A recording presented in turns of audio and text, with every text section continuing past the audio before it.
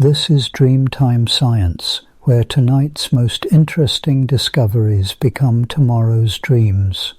I've got something particularly engaging to share with you. You know what's fascinating? I've been thinking about the idea of nothing, not just empty space, but the very concept of nothingness itself. There's something remarkable about how something as simple as nothing can actually tell us so much about the universe, and I can't wait to share why it's more than just an empty idea. Your support through likes and subscriptions keeps this tranquil laboratory of knowledge glowing softly. Tell me in the comments, what scientific concept has always fascinated you? First, let's create the perfect space for learning. Cocoon yourself in comfort, release any lingering tension, and let your breath become soft and steady. Close your eyes, if you will, and allow your thoughts to hover at the threshold of sleep, that gentle place where reality softens and the mind is most open to wonder. In this twilight domain, let us dwell tonight on a riddle as old as thought itself, a question that has wound its way through philosophy, art, and science, echoing in the silent chambers of our imagination. What is nothing? What lies in the spaces between things, in the gaps and gulfs that seem, at first glance, empty and void? The notion of nothingness, the enigma of emptiness, has haunted humanity since the first flickers of self-awareness. It lurks in the pauses between words, in the silent intervals between heartbeats, in the spaces between the stars. But what is nothing? Is it merely the absence of something, a hollow subtraction, or is it its own kind of presence, a mysterious actor on the stage of reality? Across the ages, poets and philosophers have circled this question like moths drawn to a dark flame. In ancient Greece, the philosopher Parmenides denied the possibility of nothing at all, arguing that even the idea of nothing presupposed a kind of being. Nothing comes from nothing, he declared, and nothing is not. Yet even as he tried to banish the void, other thinkers were irresistibly drawn to its edges. The atomists, like Democritus and Leucippus, imagined the universe as a swirl of tiny, indivisible particles moving through the infinite emptiness of the void. Matter and emptiness, they thought, were locked in perpetual partnership. One could not exist without the other. As the centuries unfolded, the concept of nothingness only deepened in mystery. In the Middle Ages, theologians pondered the void as a metaphysical possibility. Could God have created nothing, or was even the absence of things itself a kind of creation? The void became a symbol of the ineffable, of that which lies beyond the reach of human understanding. Yet it is, perhaps, in our stories, in the tales we tell around flickering fires, or the visions projected onto glowing cinema screens, that the enigma of emptiness has found its most vivid, haunting expression.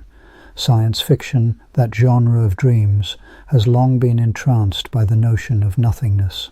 Again and again, writers and filmmakers have conjured images of the void, endless, star-flecked gulfs into which intrepid explorers venture, event horizons beyond which nothing can return, the yawning silence of space where sound itself is swallowed by the dark. Consider for a moment the archetypal scene that has played out in countless works of speculative fiction. A lone astronaut, drifting weightless, tethered only by the slenderest of cords to a fragile craft. All around, the silence is absolute. There is no air to carry sound, no breeze to stir the emptiness. The stars seem suspended in a black, fathomless ocean, each a distant island of light adrift in a sea of nothing. The astronaut's breath is loud in her helmet, her heartbeat a steady drumbeat against the hush. In that moment, she is suspended between worlds, between the comfort of the known and the infinite mystery of the void. This image, so familiar and yet so strange, captures something essential about our fascination with emptiness. The void is both a terror and a lure. It is the place where we confront the limits of our understanding, the edges of our maps, the borders of being itself. In its silence, we sense the possibility of both annihilation and revelation. But what truly is the nature of this emptiness? Is the vacuum of space a perfect nothing, an utter negation, or does it conceal hidden depths, secret structures, subtle energies? Science fiction, at its best, does not merely depict the void as a blank backdrop, but as a living mystery, a stage on which the drama of existence plays out. In the imagination of writers like Arthur C. Clarke and Stanisław Lem, the void becomes a character in its own right, enigmatic, unpredictable, and strangely alive. Clarke's monolith, standing silent and inscrutable on the moon's surface in 2001, A Space Odyssey, is a kind of interruption in the emptiness, a signpost pointing toward the unknown. Lem's Solaris, a sentient ocean on a distant planet, is surrounded by a void that seems to mirror the inner emptiness of the human soul. In these stories, the nothingness of space is both a literal and a metaphorical frontier, a place where the boundaries between self and other, known and unknown, begin to blur. Even in the more fantastical reaches of popular culture, the void retains its power. In the Marvel Cinematic Universe, the quantum realm is a domain of bizarre physics, where emptiness is pregnant with possibility. In the Star Wars galaxy, hyperspace is a kind of shimmering nothing, a place outside of ordinary existence, where ships leap from one star system to another in defiance of conventional time and space. These visions are not scientific in the strictest sense, but they reflect a deep intuition that emptiness is never truly empty, that the void is always more than it seems. Turn now, for a moment, to the night sky. Step outside, if only in your mind, and look up into the darkness. The stars are scattered like diamond dust across a velvet expanse. Between them, darkness reigns, vast, unmeasured, ancient. This, perhaps more than any other image, is the heart of our fascination with nothingness. For thousands of years, humans have stared upward and wondered, what lies in the darkness between the stars? Is it empty, or is it filled with unseen wonders? The language we use to describe this emptiness is telling. We speak of the void, the vacuum, deep space. Each term suggests an absence, a lack, a hollow. Yet even as we use these words, we sense their inadequacy. The void is never quite as empty as it seems. In the realm of myth and legend, emptiness often takes on an ambiguous role. The Norse spoke of Ginnungagap, the yawning abyss from which the world was born. In Hindu cosmology, the universe emerges from a primordial nothing, a formless void that is both the mother and the adversary of all things.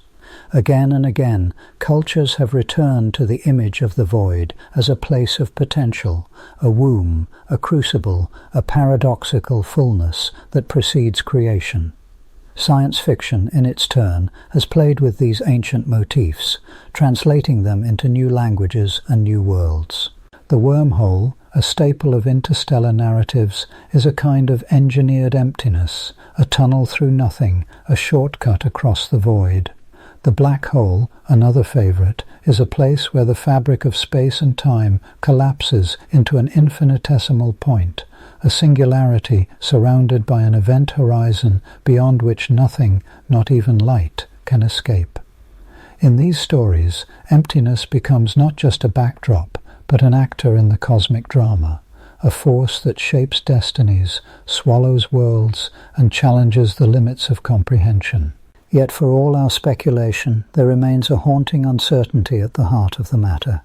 Can we ever truly grasp the nature of nothingness? Or is it, by definition, always just out of reach, a shadow on the edge of thought, a silence at the heart of being? The question is not merely academic.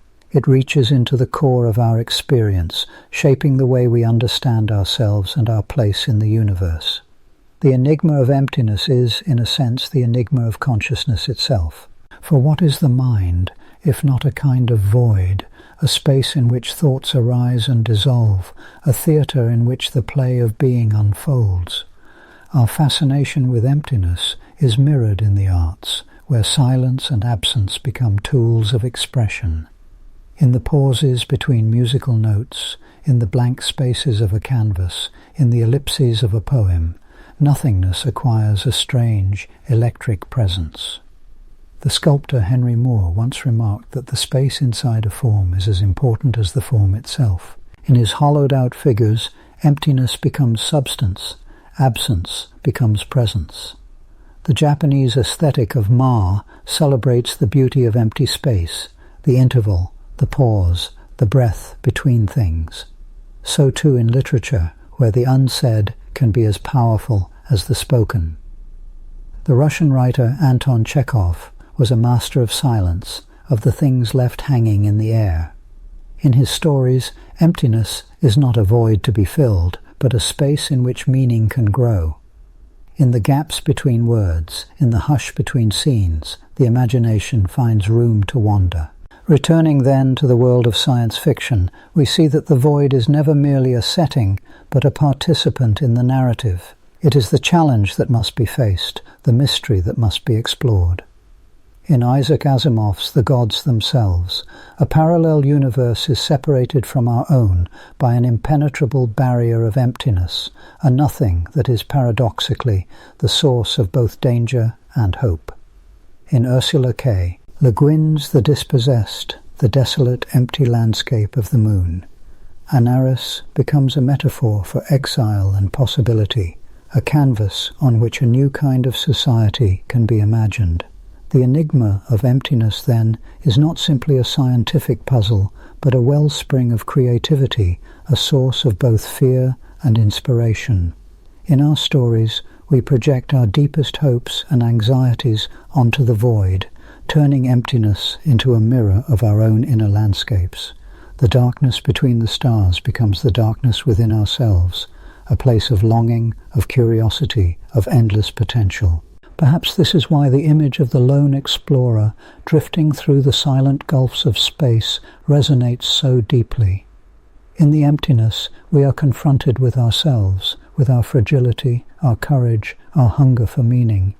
The void strips away the distractions of everyday life, leaving only the essential questions. Who are we? What do we seek? What, if anything, lies beyond the edge of the known? As the night deepens and your thoughts drift further from the waking world, let the enigma of emptiness settle around you like a gentle shroud. Feel the hush between your breaths, the stillness that cradles each heartbeat. In this silence there is a kind of promise, a whisper of secrets yet to be revealed. For the void, as we shall see, is not as empty as it seems. In the next turn of our journey, we will peer more closely into the darkness, asking what science, and not just imagination, has discovered about the nature of nothing. But for now, let us float for a while in this twilight, suspended between question and answer, presence and absence, dream and waking. The enigma of emptiness waits, patient and profound, at the edge of our understanding. And as you drift gently towards sleep, the mystery beckons, silent, vast, and eternal. The human mind, shaped and honed by millennia of slow terrestrial experience, is naturally inclined toward the tangible. We grasp the solid, the visible, the measurable, an apple, a stone, the gentle curl of steam rising from a morning cup. Even our earliest conceptions of nothingness are built on such foundations. To the ancients, nothing was the empty amphora, the silent field after harvest, the vacuum left by a vanished star. But as the centuries passed and our gaze turned inward, down to the scales where atoms themselves become leviathans, we discovered a landscape wholly unlike our own, a realm where the very meaning of nothing dissolves and paradox reigns. Beneath the skin of the world, at scales so minuscule that a single grain of sand becomes a continent, the rules change. This is the quantum domain, a theatre of possibility and uncertainty where the boundaries between something and nothing blur to indistinction. It is a place where the apparent void, the so-called vacuum, thrums with invisible energy and restless activity, challenging the tidy demarcations of classical thought. Let us peer into this strange substratum and wonder at its contradictions. Begin with the quantum vacuum, a phrase that seems almost oxymoronic. For centuries, the vacuum was conceived as the absence of all matter, a perfect emptiness, a stage cleared of actors and props. In the 17th century, philosophers such as Descartes and Newton debated whether such a thing could even exist. The very word vacuum conjured images of utter stillness, a cosmic pause between the notes of creation. Yet as the 20th century dawned and the quantum revolution swept across physics, this notion was quietly dismantled. Experiments and equations alike whispered a different truth. The vacuum is not empty. It is, in fact, a seething, restless expanse, alive with the flicker and flare of quantum fields. Every particle we know, electron, photon, quark, emerges from an associated field, a kind of invisible ocean that spans all of space and time. These fields may be silent in their calmest state, but they are never truly at rest. Even in the absence of matter, even at temperatures approaching absolute zero, these fields vibrate with irreducible fluctuations. The vacuum is their lowest possible energy state, not the absence of energy altogether. This is the quantum quandary. The closer we look at nothing, the more we discover that it is crowded with possibility. Consider for a moment the phenomenon known as zero-point energy. According to the mathematics of quantum theory, the lowest energy state of a quantum field, the so-called ground state, is not zero, but rather a small, persistent hum. This is not a mere technicality, nor an artifact of our measuring tools. It is a real, measurable effect, and its consequences ripple through the universe.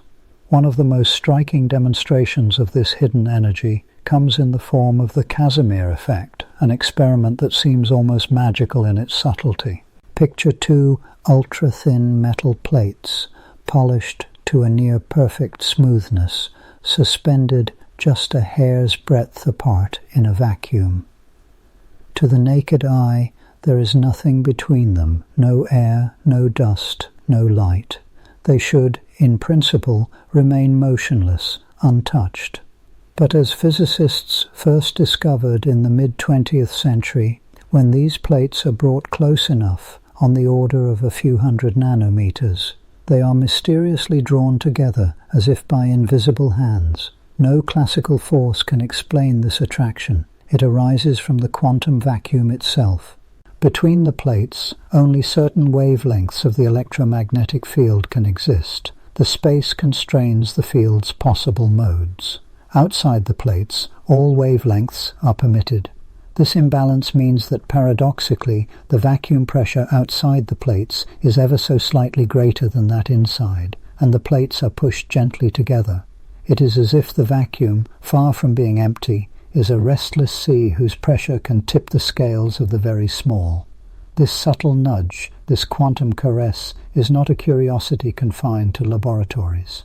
It hints at a deeper truth. The vacuum is not the absence of reality, but a substrate from which all things arise. It is a stage not of silence, but of perpetual whispering. And the whispers grow stranger still. In the quantum world, particles themselves are not fixed, permanent entities. They are excitations, little ripples in their respective fields, popping into and out of existence like fleeting thoughts. The vacuum seethes with so-called virtual particles, pairs of matter and antimatter that briefly erupt from the nothingness, borrow energy from the universe, and then annihilate each other in a wink of time. These ephemeral visitors cannot be directly observed. Their lifespans are too brief, their energies too uncertain. Yet their effects can be measured, and in some cases profoundly alter the course of cosmic history. This dance of virtual particles is not merely a poetic metaphor. It is woven into the mathematics of quantum electrodynamics. the most rigorously tested theory in all of science. The presence of these flickering pairs, for instance, shifts the energy levels of electrons in atoms, subtly altering the colors of light they emit. Without this quantum commotion, the stars above us would shine just a little differently. Thus, in the quantum vacuum, the distinction between being and non-being begins to lose its meaning. It is a place where existence is not a binary state, but a spectrum of probabilities, a region where the dice of nature are continually rolling, and every outcome is possible, if only for an instant. This strange fluidity is captured in the famous uncertainty principle, formulated by Werner Heisenberg in the early 20th century. It states that certain pairs of physical properties, such as the position and momentum of a particle, cannot both be known with unlimited precision. The more exactly one is measured, the less certain the other becomes. This is not a limitation of our instruments, nor a fault in our knowledge. It is a fundamental property of the universe itself, woven into the fabric of reality. In the context of the vacuum, this uncertainty means that no region of space can ever be truly still, truly empty. There is always a residual jitter, a baseline of unpredictability. The vacuum is not a void, but a canvas of infinite potential, each point alive with the possibility of creation. Yet this is only the beginning of the quantum paradox. If the vacuum is so lively, so dense with energy and possibility, why do we not feel it? Why is the night sky not ablaze with seething light, the ground beneath us not trembling with the pressure of all that hidden energy? Here, the quantum world confronts us with a riddle that has confounded physicists for decades. Calculations of the vacuum's energy density, based on quantum field theory, yield numbers that are almost fantastical in their scale.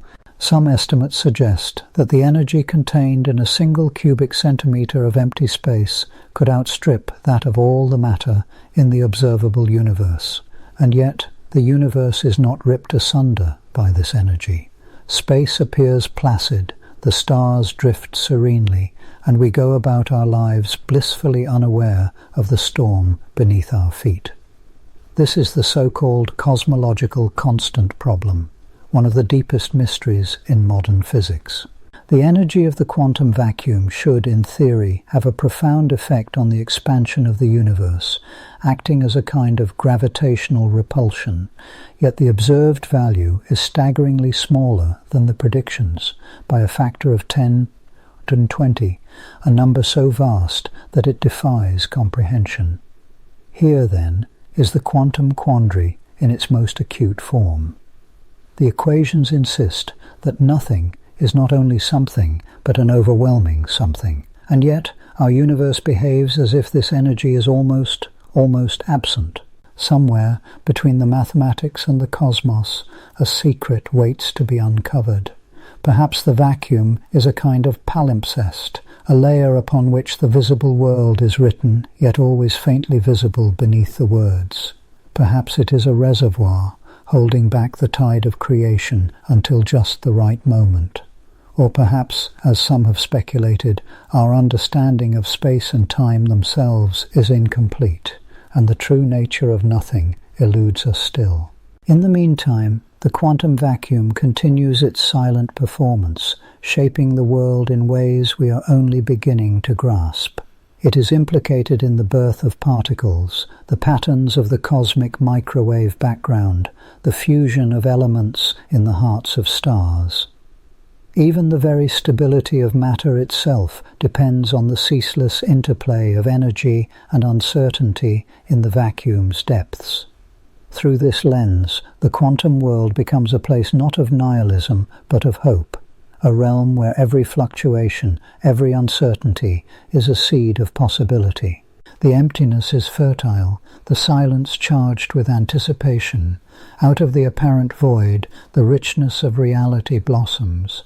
Yet for all its strange abundance, the quantum vacuum remains a place of riddles. Our attempts to probe it, to understand its workings, often lead us into paradox. The very act of observation, the shining of a light, the placement of a detector, changes the nature of what we see.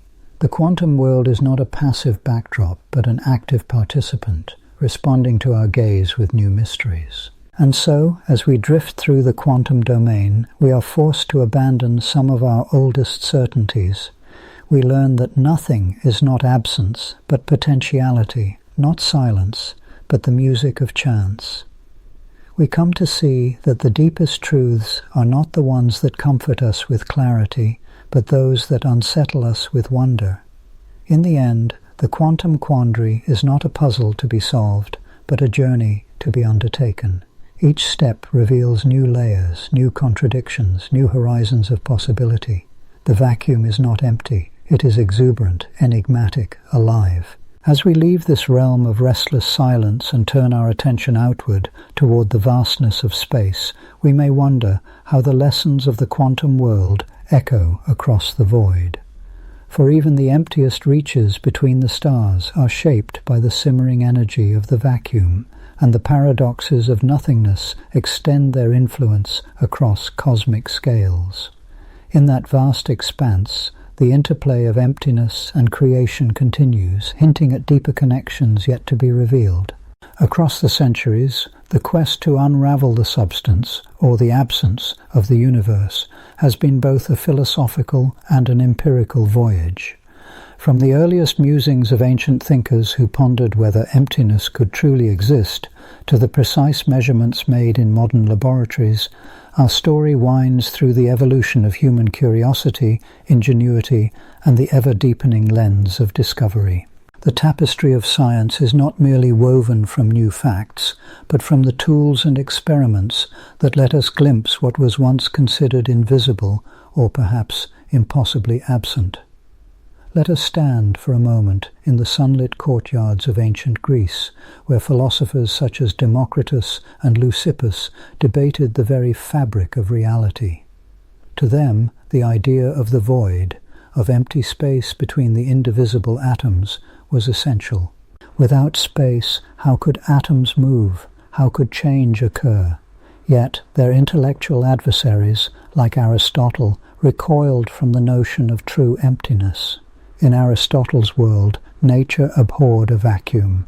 Every region of space must be filled with some substance, if not earth, air, fire, or water, then with the mysterious ether. For nearly 2 millennia, this conviction held sway, not purely from dogma, but because the tools to create and examine emptiness simply did not exist. The birth of experimentation as a systematic method would change everything. To make the invisible visible, to touch the intangible, humanity needed instruments, devices to pierce the veil of nothingness. The lens of discovery, in the most literal sense, began as glass ground to clarity. The microscope and the telescope, both products of the 17th century, transformed the scale of observation. With the telescope, Galileo's eye stretched into the black depths of the night sky, discovering that what seemed empty darkness was in fact ablaze with distant stars and swirling nebulae. The old concept of a crystalline sphere, smooth and featureless, was banished. The void above was far from empty. Yet even as astronomers mapped the heavens, their counterparts in dimly lit laboratories sought to capture and study the absence itself. The practical question was simple. Could one create a vacuum, and if so, what would it reveal? In the 1650s, Otto von Guericke, a German scientist and mayor of Magdeburg, constructed one of history's first effective air pumps. His most famous demonstration unfolded in the town square, where 2 teams of horses strained in opposite directions, pulling at 2 hemispheres that had been joined, and the air evacuated from within. The crowds gasped as the spheres clung together, immovable, held by the invisible grip of atmospheric pressure. The experiment did not merely show the existence of atmospheric force. It conjured, for the first time, a kind of nothing. Inside the sphere, air was absent, and yet the world outside pressed in relentlessly. This early vacuum was not perfect, nor could it be. Yet it was enough to open a new realm to scientific imagination. What happened inside such emptiness? Guericke found that sound would not travel between two bells placed inside his evacuated sphere. Flames guttered and died for want of air. Small creatures placed inside perished quickly, a grim but revealing testament to the necessity of what was missing. The absence of air was not just a philosophical curiosity, but a tangible, measurable phenomenon. As the centuries unfurled, the tools became ever more refined. Robert Boyle, in London, improved upon Guericke's designs. His machina boyliana, or air pump, allowed for more controlled evacuations of air. Boyle's experiments with his assistant Robert Hooke were meticulous. They placed lit candles, ticking watches, chirping birds, and even, famously, a mouse inside the receiver, recording what transpired as air was removed. The mouse, alas, did not survive, but its sacrifice illuminated a central truth. Living things depend on something in the air, something lost in the vacuum. Boyle, a careful observer, refrained from pronouncing the space within the chamber as truly empty. Yet he had shown that the world could, at least in principle, be stripped of substance, and that in doing so new phenomena emerged. The concept of the vacuum, once abhorrent, became a tool. In the centuries to follow, vacuums would be used to isolate gases, study electrical discharges, and lay the groundwork for the discovery of subatomic particles. The Crookes tube, developed in the 19th century, was a glass vessel from which nearly all air had been removed, creating a near vacuum. When a high voltage was applied across electrodes sealed into the ends, a mysterious glow would appear. This was the first glimpse of cathode rays, streams of particles, later identified as electrons. The vacuum, once seen as nothingness, became a stage upon which the hidden actors of the universe could perform. Yet the lens of discovery is not only the air pump or the vacuum chamber, it is also the act of measurement itself. To probe the depths of nothing, scientists have devised ever more ingenious experiments, each revealing new layers of reality. In the late 19th century, the Michelson-Morley experiment set out to detect the motion of the Earth through the supposed luminiferous ether, a substance thought to fill the emptiness of space and carry light waves. Using an exquisitely sensitive interferometer, a device that splits and then recombines beams of light to measure minute differences in path. They sought to catch the Earth's movement through this invisible medium. Yet, time and again, the experiment returned a null result. No motion could be detected. The ether, if it existed, left no trace. This result was deeply unsettling, for it seemed to suggest that light needed no medium, that the great void of space was, in fact, truly empty, at least as far as light was concerned. The consequences rippled through physics and laid the groundwork for the radical ideas of Einstein's special relativity. Here, the absence of a preferred frame of reference, the absence of ether, became essential. The universe, it seemed, could bear the weight of existence upon a scaffold of nothing at all. But what is the nature of this nothing? As our tools grew more precise, our understanding of vacuum became ever more nuanced. In the quantum realm, the emptiness of space is anything but simple. The vacuum is not the absence of everything, but rather a seething, restless state where particles and antiparticles flicker into and out of existence, borrowing energy from the void itself for the briefest of moments. To probe this quantum nothingness, scientists have crafted experiments of exquisite delicacy. One such demonstration of the quantum vacuum's reality is the Casimir effect, first predicted in 1948 by Dutch physicist Hendrik Casimir. Imagine two uncharged metal plates placed a microscopic distance apart in a vacuum. According to quantum theory, the vacuum is filled with fluctuating electromagnetic fields, virtual photons, appearing and vanishing everywhere. Between the plates, only certain wavelengths can fit, while outside all wavelengths are possible. The result is a tiny but measurable force that pushes the plates together, as if the emptiness between them were subtly different from the emptiness outside. The Casimir effect is among the most poetic of experiments, a force arising from nothing, an echo of the quantum froth that underlies reality. To measure such faint forces, physicists use equipment of astonishing sensitivity. Torsion balances, laser interferometers, vibration-damped chambers, all are pressed into service to detect the whisper-thin caress of the vacuum's energy. The results are not just theoretical curiosities, they have practical consequences in nanotechnology, in the stability of microelectromechanical systems, and in our understanding of cosmological constants that shape the fate of the universe. But let us linger a moment longer on the nature of the tools themselves. The lens of discovery, in its broadest sense, includes all the ingenious ways that humanity has devised to peel back layers of ignorance. The cloud chamber, invented by Charles Wilson in 1911, is a vessel of supersaturated vapor. When a charged particle zips through, it leaves a trail of condensation, a ghostly line in the mist. In this way, particles that would otherwise be lost in the vast emptiness become visible, their paths traced by the disturbance they create. The vacuum, far from being empty, is revealed as a stage for ceaseless activity. In the modern era, particle accelerators and detectors take this concept to its zenith. The Large Hadron Collider at CERN is a cathedral of emptiness, its vast tunnels evacuated to a near-perfect vacuum so that protons can race unimpeded at nearly the speed of light. Here, the absence of air is not a philosophical curiosity, but a practical necessity. Any stray molecule in the path of the beam could spell disaster for the experiment.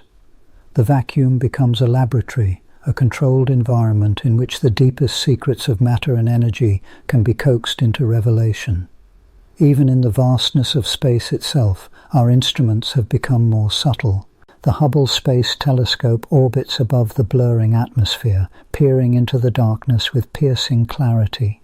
Its images reveal that what appears as blank sky is, in fact, crowded with galaxies, each a whirl of stars, dust, and gas. The void, it turns out, is a canvas for creation. Yet, for all our sophistication, the deeper we look, the more paradoxical the emptiness becomes. Is a vacuum truly nothing, or is it a sea of potential, a foundation upon which the universe is built?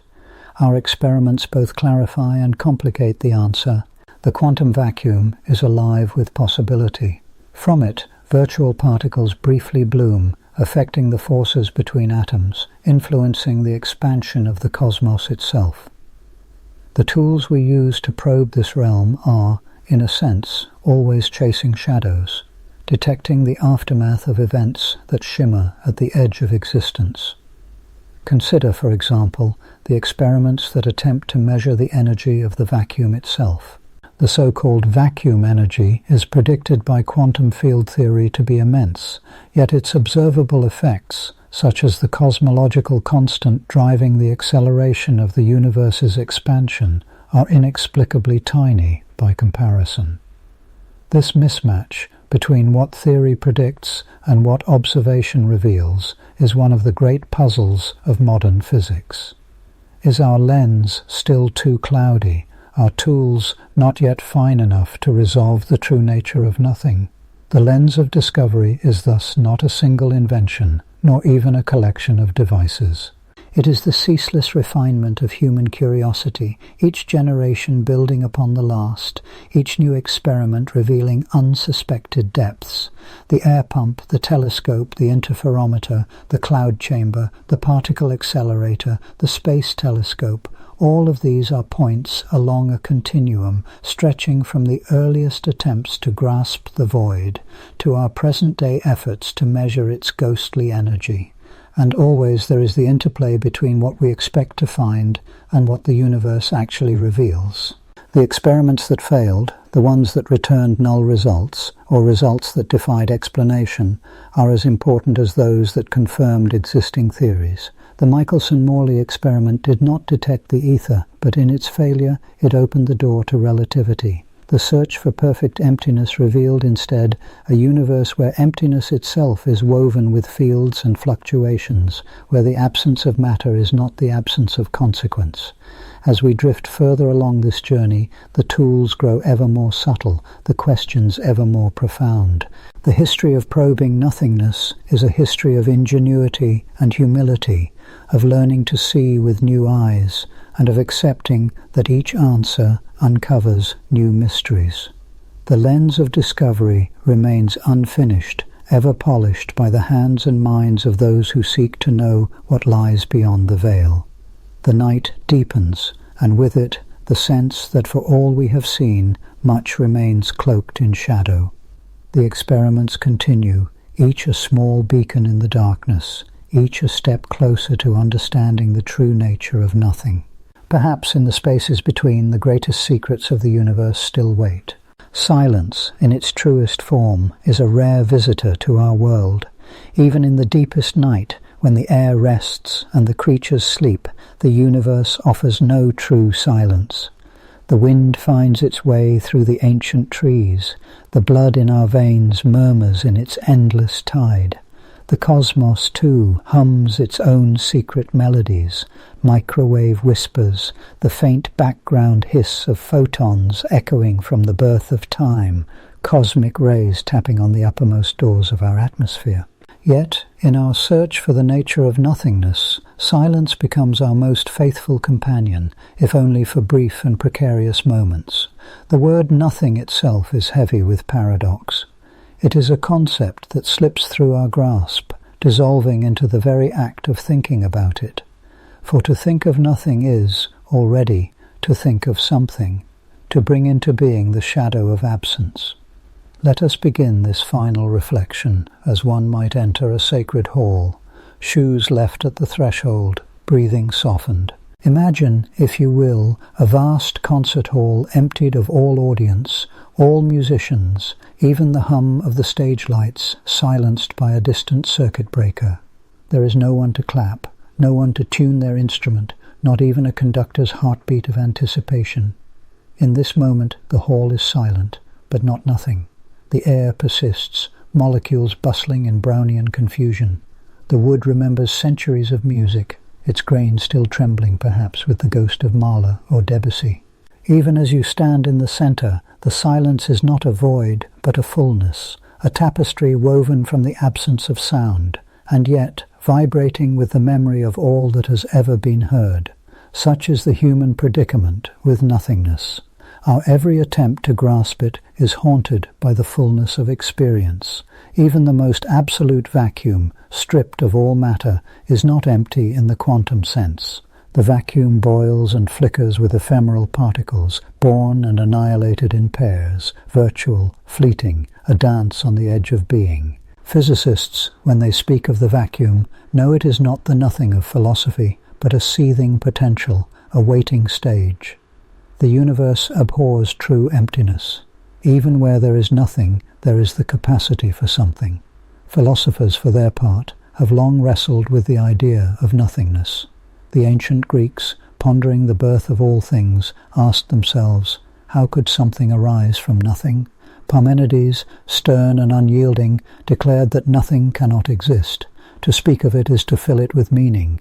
To imagine it is to grant it form. In the centuries that followed, thinkers would circle this paradox, like moths around a lantern, each finding their own way to be burned. St. Augustine, in the dim corridors of early Christianity, concluded that the world was created ex nihilo, out of nothing. This was not the nothing of a vacant room, but a metaphysical nothing, the pure absence that precedes the word, the void before the divine utterance. Yet even here nothingness serves as a canvas, a potentiality, a space into which creation can unfurl. The act of creation is never from nothing, strictly speaking, but from the capacity for being, from the possibility that something might be. In the modern age, existential philosophers have taken up the mantle, exploring nothingness not as a physical reality, but as a condition of consciousness. When we peer into ourselves, they say, we are confronted not with a fullness of being, but with gaps, absences, uncertainties. Jean-Paul Sartre, with his keen and restless intelligence, wrote of the nausea that arises when we glimpse for a moment the contingency of existence, the sense that things might just as well not be. For Sartre, nothingness is the ground of freedom, because we are not predetermined, because there is a gap between what is and what might be. We are free to choose, to shape ourselves, even to reinvent the very meaning of our lives. The silence within us, then, is not a void to be feared, but a space of possibility. In the stillness of the mind, ideas may gather, dreams may take root. The painter, staring at a blank canvas, does not despair at its emptiness. She feels the thrill of all that might emerge. The composer, pen poised above the staff, hears in the silence the promise of a symphony not yet born. Yet this silence, this nothingness, is not always a gentle companion. It can also be the shadow that haunts us in the small hours, the sense of absence that follows loss, the ache of meaning unfulfilled. In the death of a loved one, we confront a nothing that is not a peaceful void, but a gaping wound. The world is less, one voice missing from the chorus, one presence absent from the pattern of days. Here, nothingness is experienced not as possibility, but as deprivation. Throughout our lives, we oscillate between these two faces of nothingness, the fertile silence that gives rise to creation, and the desolate emptiness that marks our losses. Poetry has always dwelt in this space, giving voice to the inexpressible. The Japanese concept of ma speaks to the beauty of negative space, the interval between notes, the pause between words, the emptiness that allows form to emerge. In traditional brush painting, a single stroke on a blank page is powerful precisely because it is surrounded by silence. The white space is not absence, but presence, the presence of all that is possible but not yet realized. Science, too, is not immune to the lure of nothingness. Every experiment is framed by the unknown, every equation haunted by the possibility of the void. The search for a theory of everything is, in some sense, a quest to understand the ground of being, the reason why there is something rather than nothing. Stephen Hawking, in his later years, wondered if the universe could be self-contained, requiring no external cause, no primordial spark. In such a vision, the universe is a kind of spontaneous symmetry breaking, the laws of physics themselves giving rise to everything without appeal to anything outside. Here, nothingness is not the absence of being, but the absence of necessity, the idea that the universe might simply be for no reason at all. In the quantum realm, the mystery deepens. The Heisenberg uncertainty principle tells us that nothing is ever truly at rest. Even in the coldest vacuum, particles flicker in and out of existence, driven by the uncertainty that is woven into the fabric of reality. The vacuum, far from being empty, is an ocean of potential, a field of fields.